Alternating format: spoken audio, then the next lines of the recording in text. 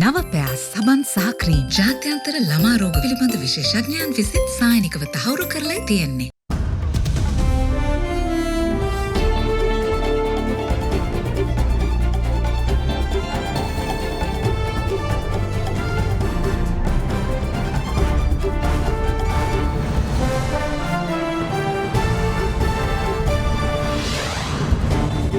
Tonight, in denial, software company eWiz responds to the controversial COPE committee revelations. Actual figure is 223 million, and there was another allegation made that we have been collecting 5 million as services. We totally refuse. Crying foul, local renewable energy producers up in arms against Adani's MENA and Punarin projects. Price of 7.5 US cents has been offered, which is around 100% higher than the world norms.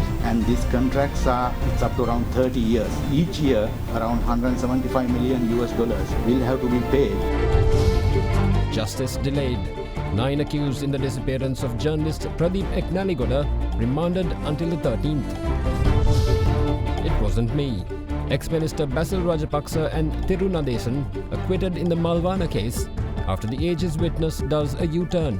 All this and much more coming up tonight on First at 9, this Friday, the 3rd of June, 2022. Life boy shampoo chuti rupiah 70. From AdaDerana, this is AdaDerana First at 9. Live from Studio 24 in Colombo. Good evening, you're watching First at 9 with me, David Ebert. Now, eWiz CEO Sanjeev Vikramanayake denied all allegations made during the COPE meeting on Tuesday against the Medical Supplies Management Information Systems developed by the company in 2008 for the Ministry of Health. Stating that the software has been fully functional since its implementation, Vikramanayake backed his claim by saying that over 45,000 purchase orders have been issued so far, including 920 since January this year. He went on to say that the price mentioned by the SPC of 640 million rupees was incorrect and that the actual figure was 223 million rupees.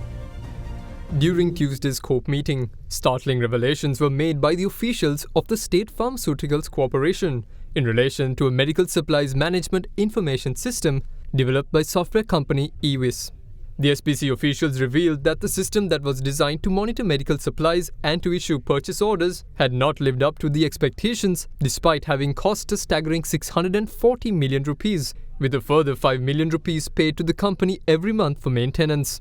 However, today, CEO of eWiz Sanjeev Vikramanayake held a media briefing where he refuted the SPC's claims. The allegation was that we have got 500 million estimated. Somebody said 640 million. Actual figure is 223 million, but the software included, it is only 83 million software we have charged in 2008. And there was another allegation that made that we have been collecting 5 million as services from government maintenance from 2015, and we totally refuse. We have not got paid anything like that other than what is contractually, which both parties have agreed. In 2017, after acceptance, warranty was over in 2020, October 23rd. From November, they are supposed to, according to the contractual agreement which we signed in 2008, that software system maintenance, they have to pay us 1.5 million a month. Hardware system, software maintenance and outstation, 677 odd rupees. And connectivity, network maintenance for 83 location,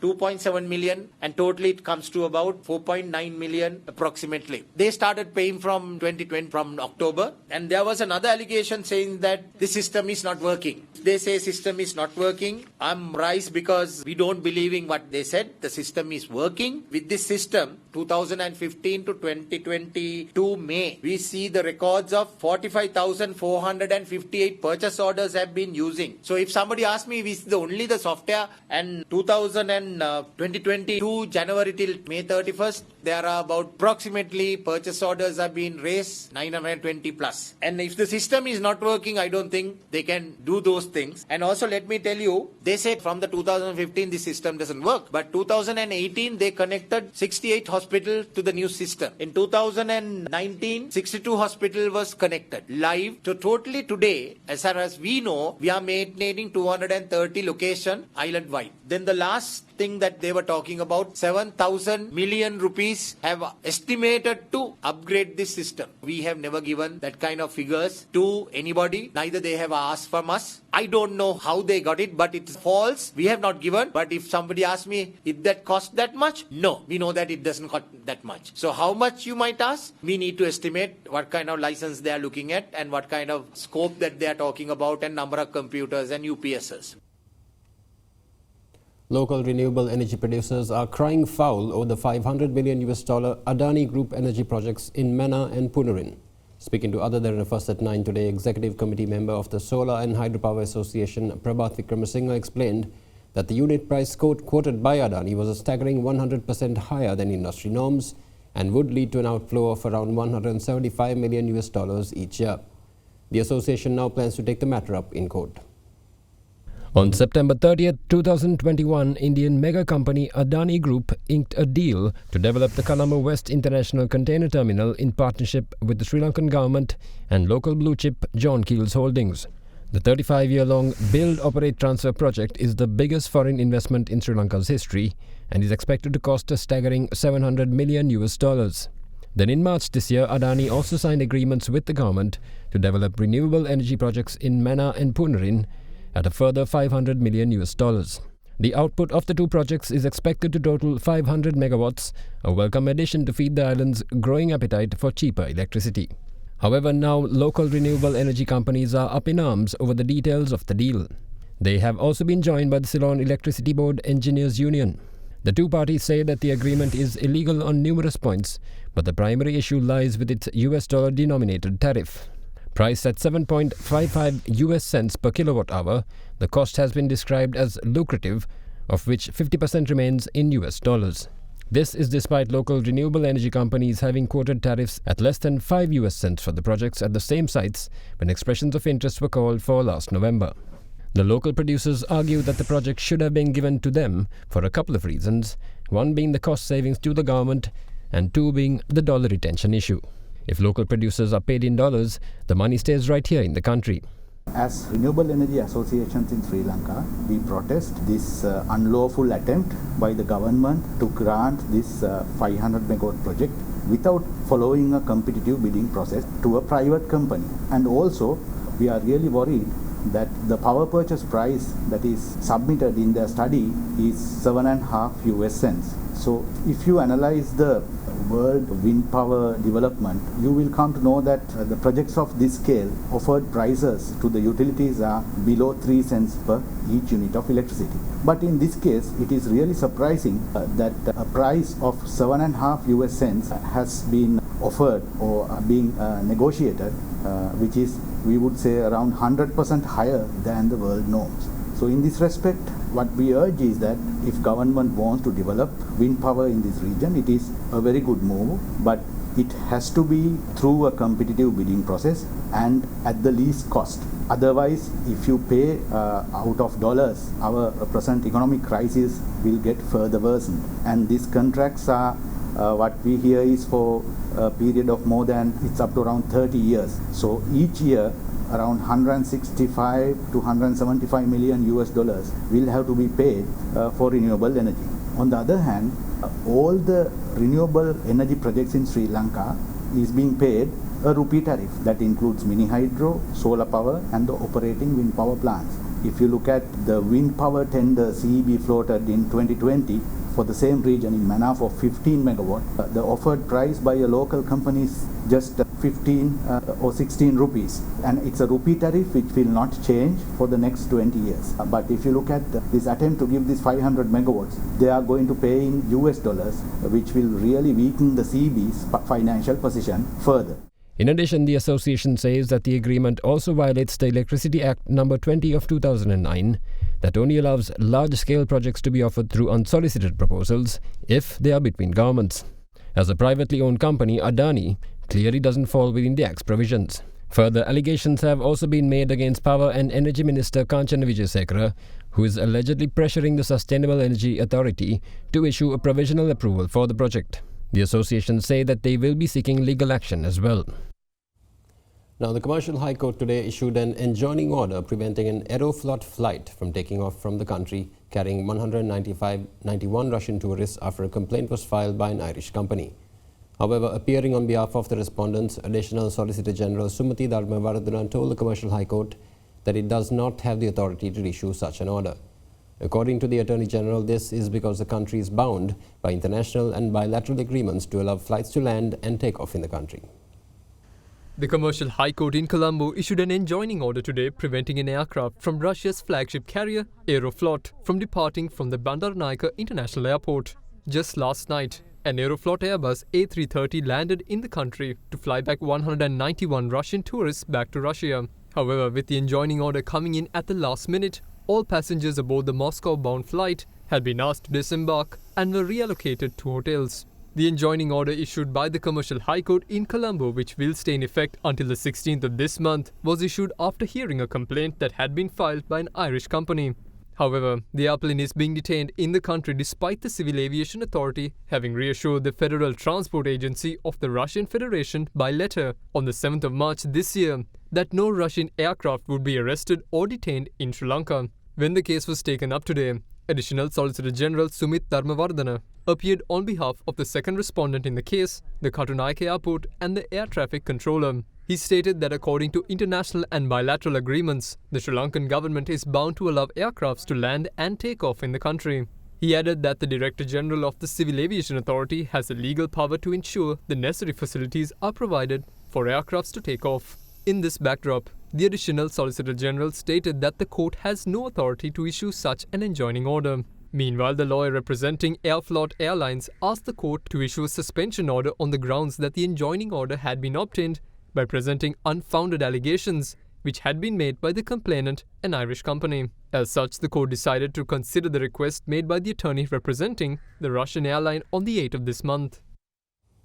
A discussion was held today between Prime Minister Ranil Wickremesinghe and the country representatives of the Food and Agriculture Organization and the United Nations Development Programme on the ongoing food crisis.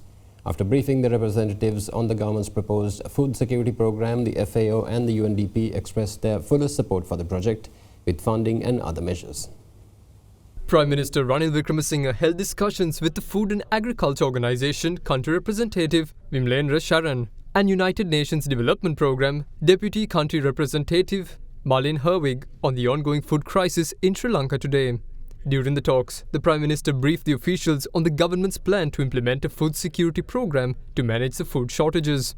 The UNDP has expressed its support for the programme that will be unveiled next month.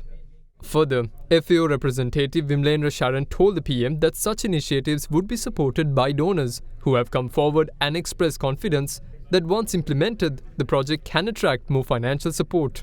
The PM also highlighted the main issues faced by the agricultural sector, namely shortages of fertilizer and fuel.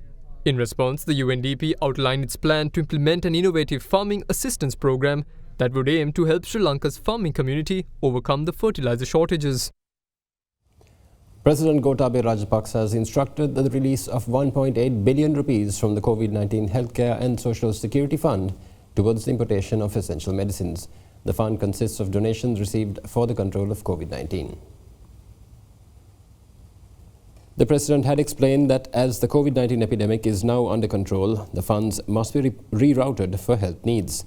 With a total of 234 medicines required for hospitals manufactured locally, the President also advised officials to look at the possibility of rapidly increasing local pharmaceutical manufacturing by obtaining raw materials under the Indian credit line. The President made these remarks at a discussion held at the President's house in Colombo today.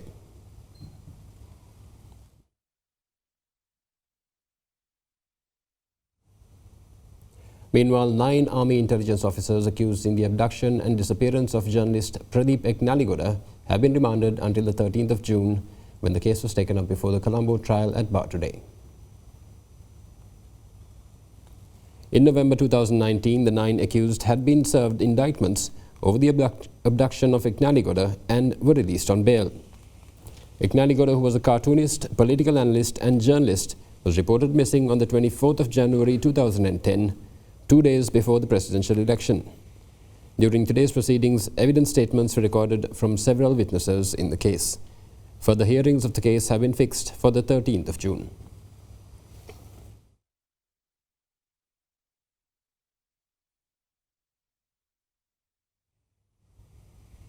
And we'll be back with more stories after this short break. Do stay with us.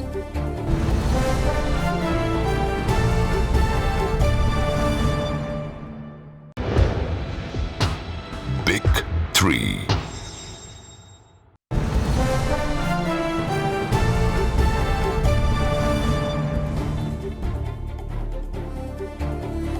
Welcome back. The telecommunications levy is to be increased with effect from midnight tonight, the Telecommunications Regulatory Commission announced today. Following the increase, the tax will increase from 11.25% to 15% and will result in hikes to call charges as well. The TRCSL also stated that the telephone tariffs will move up by approximately 8% due to the increase in the value-added tax from 8% to 12%. According to the Prime Minister's office, the revenue from the telecommunications tax dropped to 13.1 billion rupees in 2022 from 18.3 billion rupees in 2019 as a result of tax cuts introduced on December 1st, 2019. The government at the time slashed the telecommunications tax to 11.25% from 15%.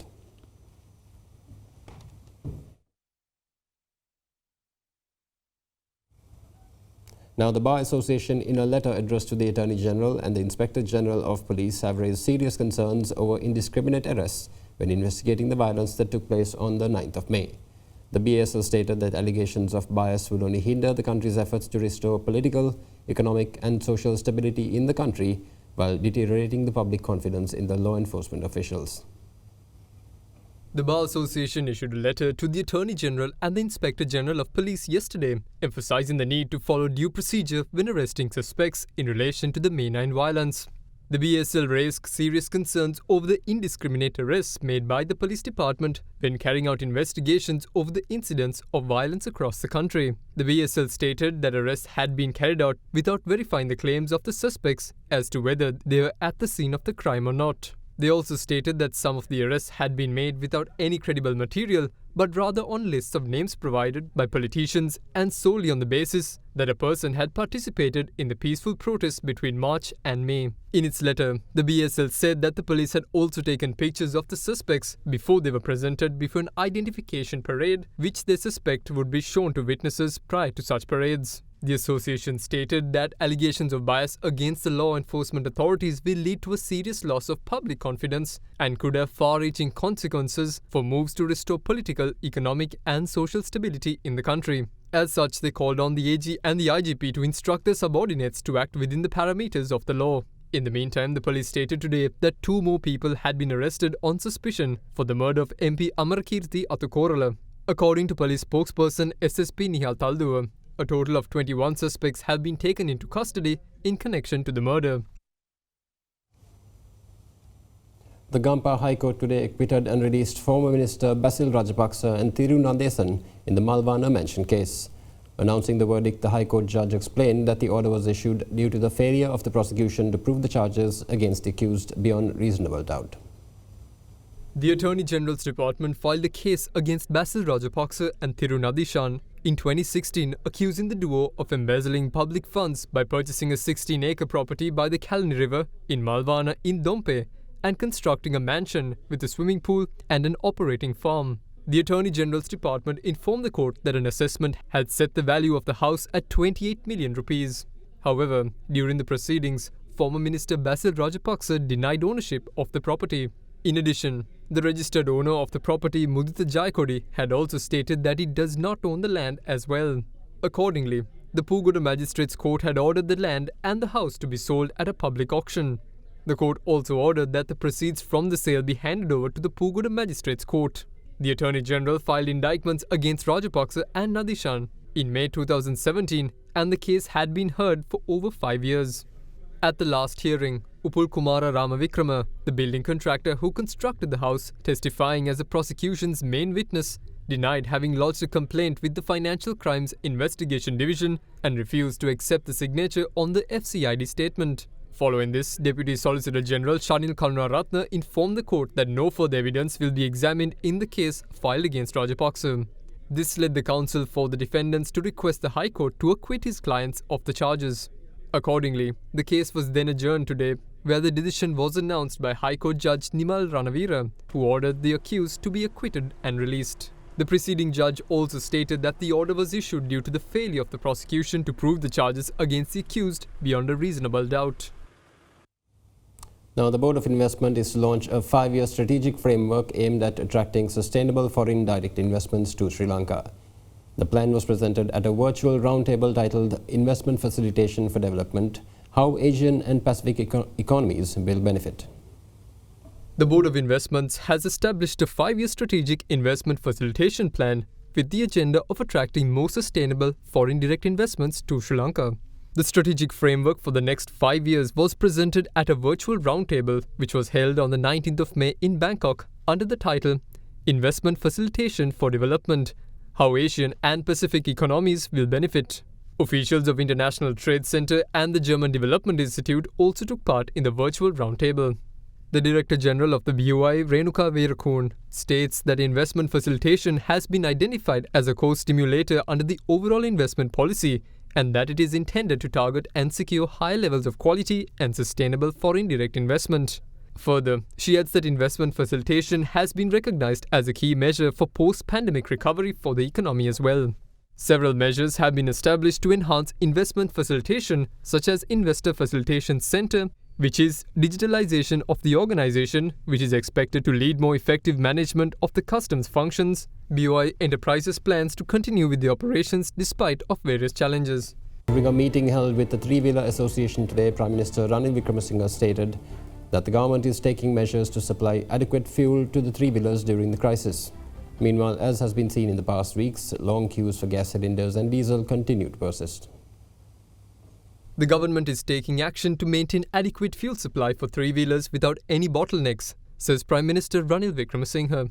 During a meeting held with three-wheeler associations yesterday, the Prime Minister pledged to support the establishment of a three-wheeler regulatory body.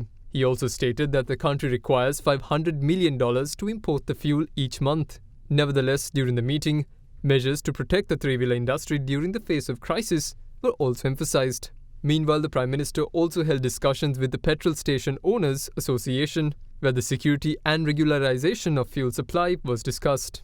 Meanwhile, the queues to obtain gas cylinders continued to be seen despite the shortage. Litrogas Lanka Limited has released 16,000 LP gas cylinders, while another consignment of 2,500 metric tons is expected on the 5th of June. The company has requested the public to not wait in queues until the consignment arrives to the island.